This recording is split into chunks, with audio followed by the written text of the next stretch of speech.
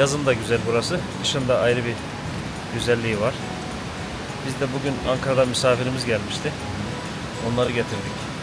Gezdireceğiz. Mavigöl, travertenler, Kulakkaya. Yöremiz gerçekten çok değerli. Cennet köşesinden bir köşe.